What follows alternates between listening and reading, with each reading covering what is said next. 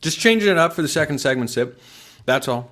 Let's talk about Oregon secondary. So, worst game of the year. Jayden Maiava goes for 306 yards on 43 pass attempts, 3 touchdowns, 2 interceptions, 7.1 yards per attempt.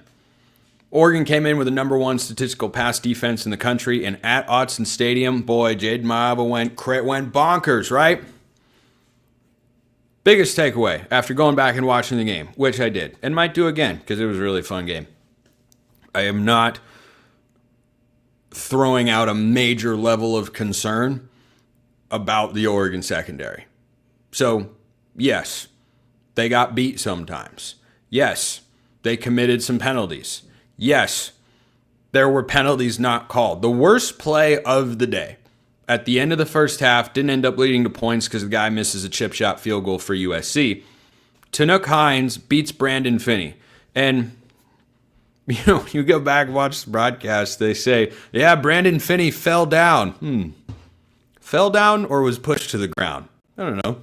There's an extension of the right arm, and suddenly then Finney's going down, even though he was in position. It was just looked like he was pushed to the ground. But hey, that's just me. What do I know? I'm casual knower of ball, just a hothead with a microphone, right? So that was the worst play of the day. The other worst play also came in the first half and was a 24-yard touchdown from Mekhi Lemon to, I think it was Tanook Hines as well that made the catch. He's a freshman, by the way. Looks like he might be the next really good receiver for USC once Mekhi Lemon and Jacoby Lane go to the NFL. So on that particular play, and I pointed out last week that USC doesn't use trick plays for fun. They use it to actually score. And boy, heck of a throw from Mekhi Lemon, man. I've seen some FCS programs across the country that might have Mekhi Lemon come play quarterback for him. Just throwing it out there. Like, that's a heck of a throw. When a guy makes a play like that, as Hines did, Aaron Flowers is all over him. He doesn't interfere. Hines high points the ball better than Flowers does. I don't watch plays like that and think to myself, oh man, secondary is just not good enough. Like, no, sometimes you tip your cap. Guy made a good play. Like, if you're, my golfing audience out there will understand this. If you're playing a match against a guy, you come up to short par 5, say it's 500 yards, even. You pipe your drive, he pipes his drive. You put yours on the green 25 feet, he puts his on the green 15 feet.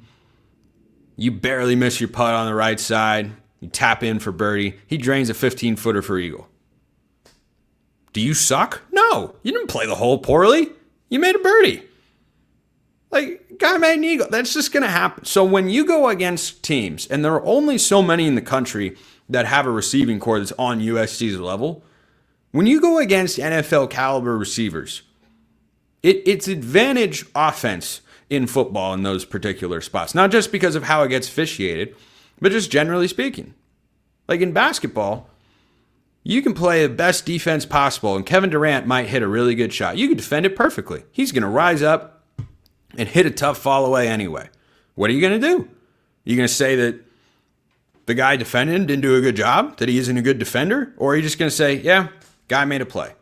Bottom line for Oregon, they held USC under 400 yards of offense. If I told you that going into the game, you would have been really happy. Mekhi Lemon had 7 catches for 34 yards and 2 touchdowns. That Hines is somebody that can make that caliber of play is a testament to what USC has done. And by the way, flip it over and talk about what Oregon has done with their receiving room. No DeCorian Moore, no Evan Stewart, no Gary Bryant. And Jeremiah McClellan goes down with an injury at one point in this game, and you still go out and go for 257 and 2 scores and over 400 yards of total offense? That's just a sign that the coaching staff has done their job to bring in enough talent to be able to survive when a guy is taken away. You think about, this is a good contrast because it's also a Big Ten example. Penn State last year, their passing game was okay. It was Tyler Warren, and then it was a bunch of receivers that weren't good enough.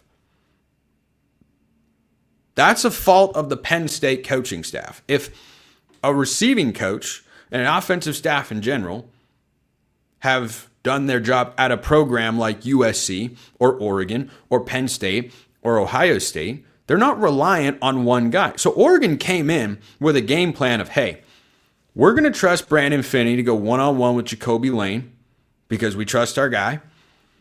And Jacoby Lane mostly got the better of him, got away with some push-offs, 100%. But also, some of Jacoby Lane's production didn't actually come against Brandon Finney. And we're going to take away Mekhi Lemon, which they did. I'm pretty sure this was Lemon's lowest receiving total of the year, other than maybe the Nebraska game. So I don't look at, and then that leaves Hines in one-on-one opportunities, and the guy went out and made some plays. And sometimes you just have to be able to tip your cap. That's just competition when you're going up against talented teams. Yeah, he had 2 catches for 18 yards against Nebraska. That was his worst game of the year. This was his second lowest receiving total of the season. I don't think that Oregon's secondary in any way, shape, or form, that also, by the way, came up with 2 interceptions of Jayden Maiava, and came up with the 4th down stop at the end of the game when it was on the line. Would have had another one if they'd called the push off on Jacoby Lane. We all know that just wasn't ever going to be the case. But he'd only had one other multi-interception game of the year, and it was against Notre Dame, and that was in a rainstorm. Jayden Maiava was playing at a really high level. And entering the game, I mean. And yeah, he went for 300 yards and such on 43 pass attempts. 7.1 yards per attempt. That's the sort of number that you might hear about from, those Husky troll fans on Twitter that want to jab Oregon about never taking shots down the field. Like that's not USC's offense at its best because of what Oregon's defense did. I thought the defensive line was more disruptive than the 1 sack indicated. Mateo Uyunglele starting to play his best football. His best game of the year was against Minnesota until USC. He'll definitely be one of my individual standouts tomorrow, without question.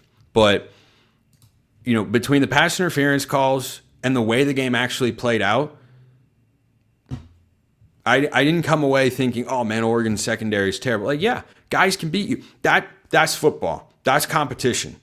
When you go in a big game like that, you could have a great secondary. Guess what? Jeremiah Smith's still going to beat you. Notre Dame had a great defense and a great secondary last year. Guess what? Jeremiah Smith beat him. Why? Because Jeremiah Smith is a really good football player. So I seriously did not come away after watching the game back again going, man, Oregon secondary is just getting beat. Like, nah. Maybe an officiating crew will learn what offensive pass interference is. Maybe they won't.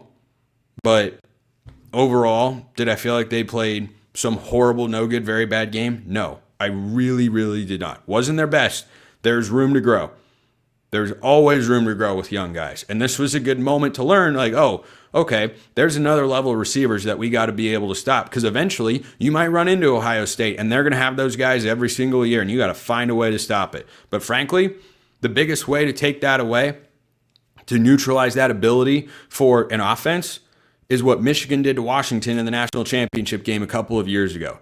They didn't win that game because their secondary was just, way better at covering than everyone else. They won the game up front. They pressured Penix, they got him off his spots, and didn't let him sit there and make accurate throws.